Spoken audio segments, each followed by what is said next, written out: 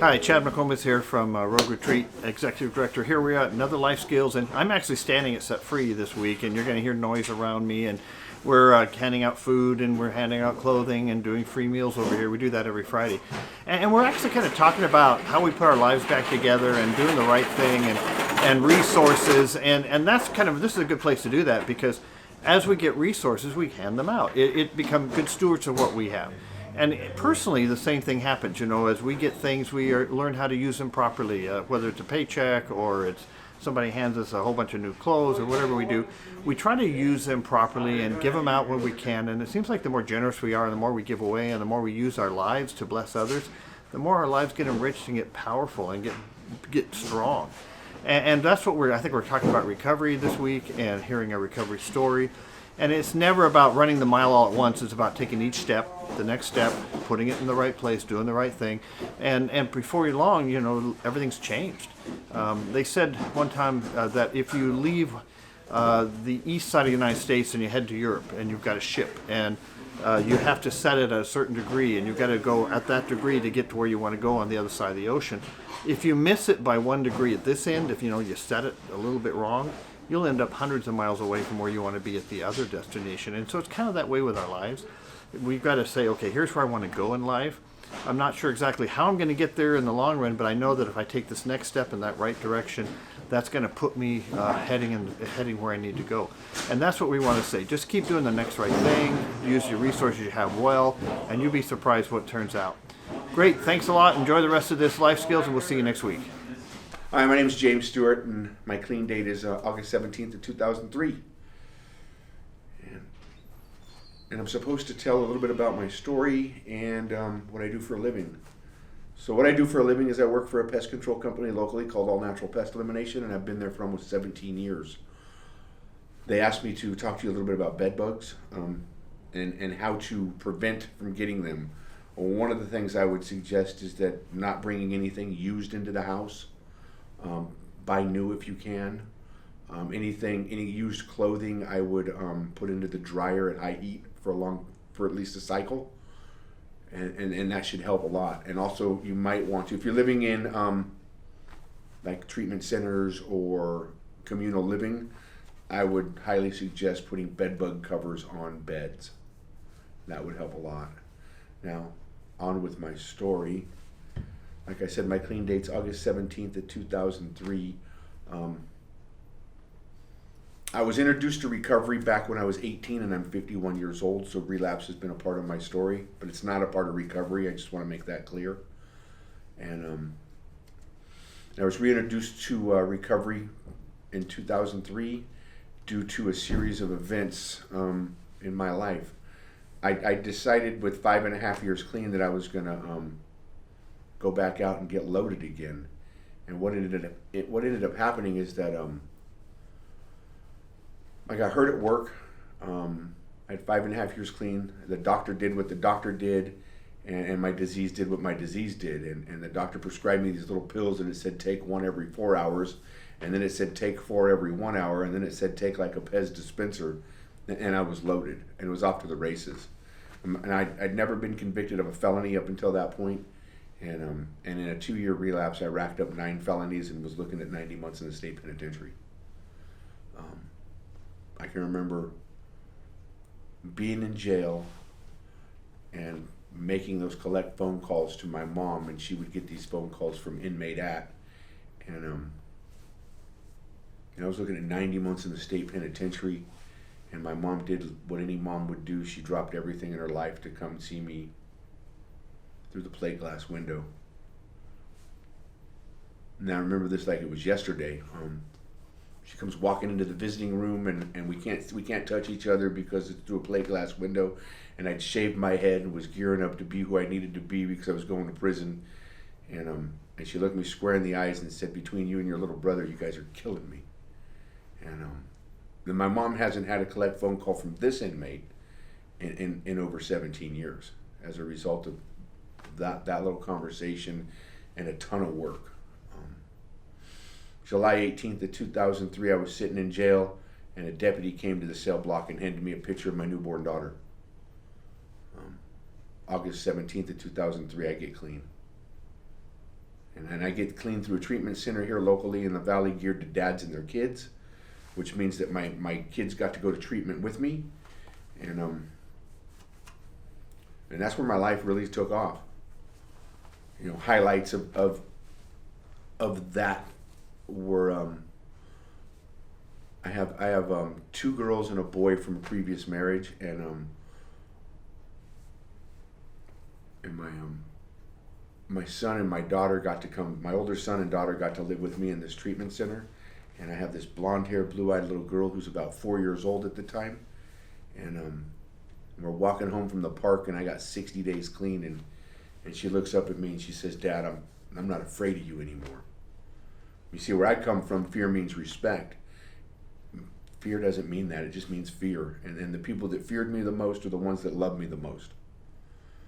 At 90 days clean, my son's 5 years old. And he gets to go to school, so we got to take him to the bus stop, and this guy decides to beat his wife and his kids in front of me and my kids. And if I do something, I'm going to go to prison for a mandatory minimum. If I do nothing, I co-sign the behavior. And if I do the right thing for the right reason, I'm a punk and I'm a rat and I'm a snitch and I'm all that stuff that they talk about on the street. And it's not like my street credit ever did anything for me but put me in jail. That's all it ever did. So for the first time in a long time, I'm going to do what's right, and it's not going to necessarily make me feel all right. My son gets on the bus, he turns around, he looks at me and he says, "Dad, that guy acts the way you used to."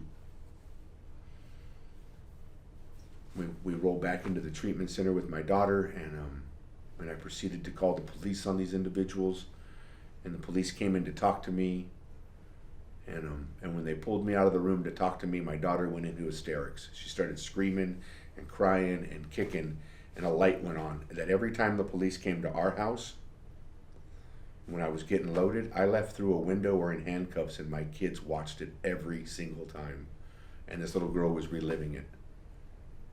And it's kind of hard to explain to a 4-year-old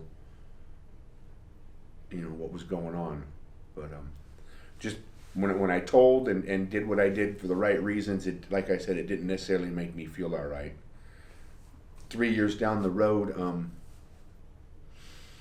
my wife and I embark on a custody trial for my kids, and I didn't win, and I learned how to lose with some dignity and some grace. About 2 weeks after the verdict came down, I told my wife I'm going to get custody of them kids, and within 90 days I was granted sole legal physical custody of all our kids.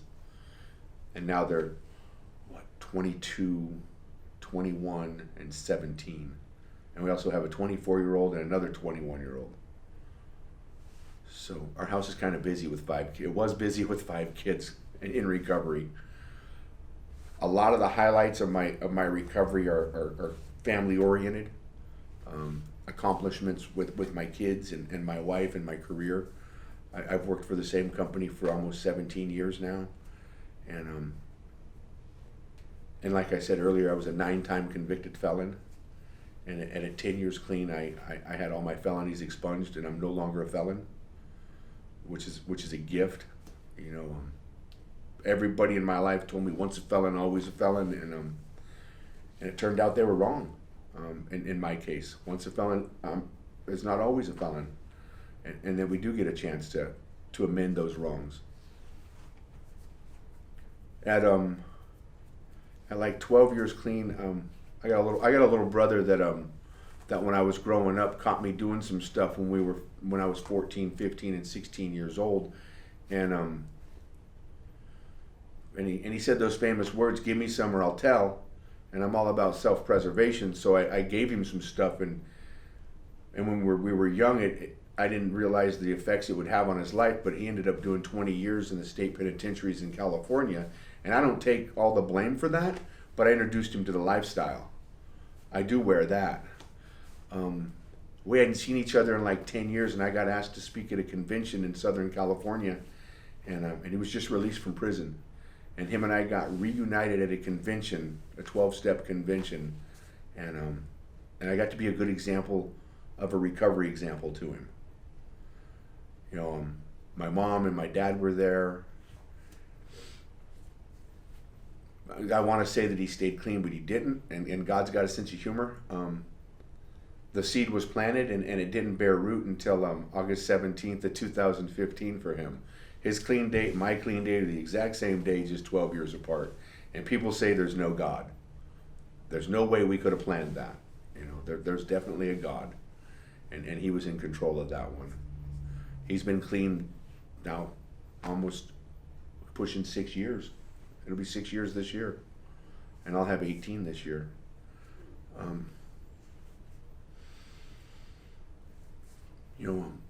On another note is like we've raised our children in recovery, and just recently one of our kids decided that she was going to dance the dance with addiction, and it's just cost her 50 months of her life. She's doing 50 months in the state penitentiary right now, and it's rough. I mean, there's certain things I'm grateful for in my life. Like I'm grateful that she gets to call me and talk to us. I'm grateful that she's there because she gets another chance at life when she gets out, and that this isn't the end for her. This is just the beginning. We get to love her through it and just be there when she's ready. And just this year with the end of 2019, my wife and I do a lot of volunteer work through Oregon State Penitentiary and other 12-step programs. We were up at Oregon State Penitentiary, and we were on our way home into 2019, and we crashed a motorcycle, and my ACL was severed, my MCL was tore, and going through surgeries clean can happen. It's possible. I mean, as long as I'm accountable for what I do, and I have people help me throughout it, and that's what happened. Like 6 weeks later, I was diagnosed with cancer, and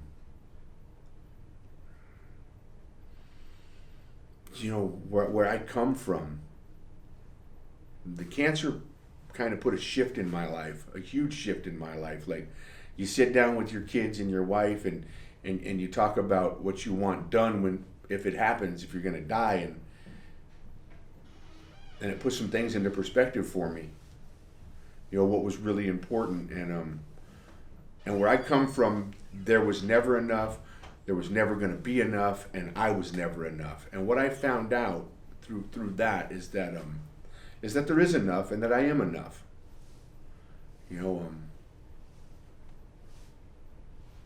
Cancer put a shift in my life for sure.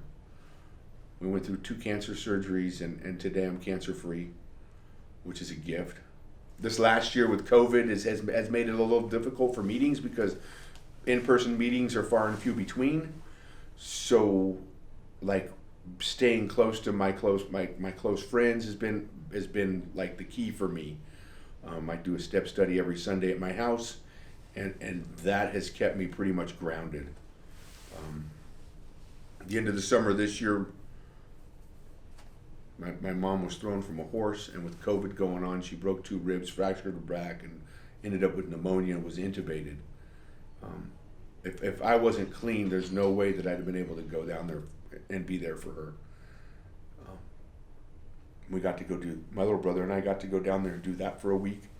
And then 3 weeks later, my wife and my daughter and I got to go down again and help my mom heal from that injury. And I look back at my life, and recovery has blessed me with the ability to be there for people. To be there for people. I hope this helps somebody who's listening. One of the things that I've realized in my life is that everything I've ever wanted in my life is on the other side of my fear.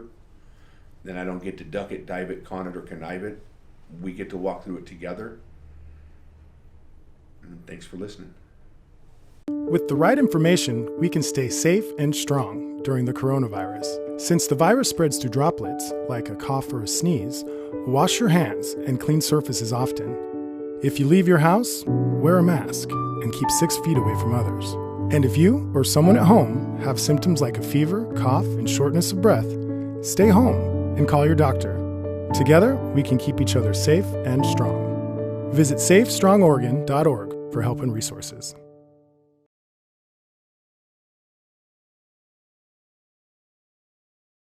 Hi, I'm Wendy. I live in Heather's Haven, which is a drug rehab house. I came there from the ARC. I went through the ARC prior to living there. I have been there for 2 months now. I like the fellowship with the other women. It's like a household, you know, we're all living together, and it's a lot of fun.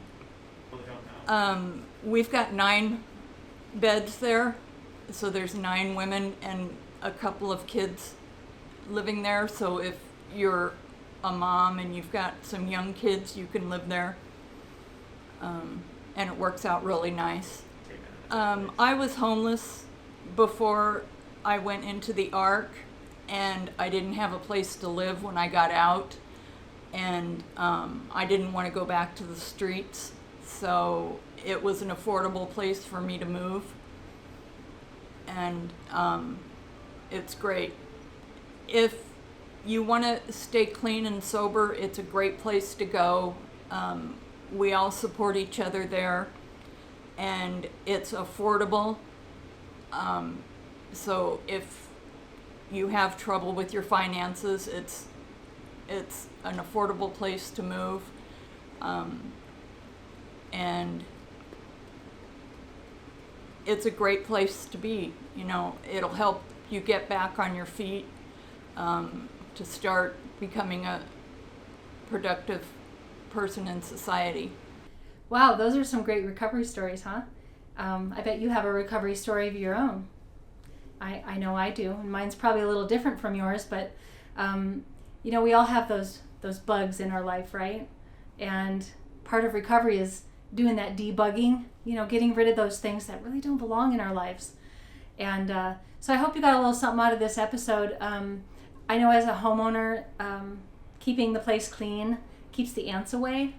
I don't know how many of you have been in the valley for, you know, a number of years, but back in the day, I owned a cookie business, and so we had, of course, cookies have sugar in them, and ants love sugar, and so it was always super important to keep everything swept up. And if you have kids, or if you cook a lot or whatever, just making sure the floor stays clean.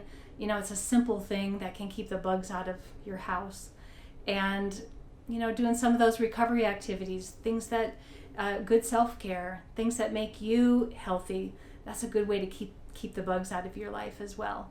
So so have a good week. As always, we love you and we care about you, and make sure you put your comments below and let us know what we can do to make these life skills videos better. If you have some ideas for episodes, please let us know, and we will see you next time.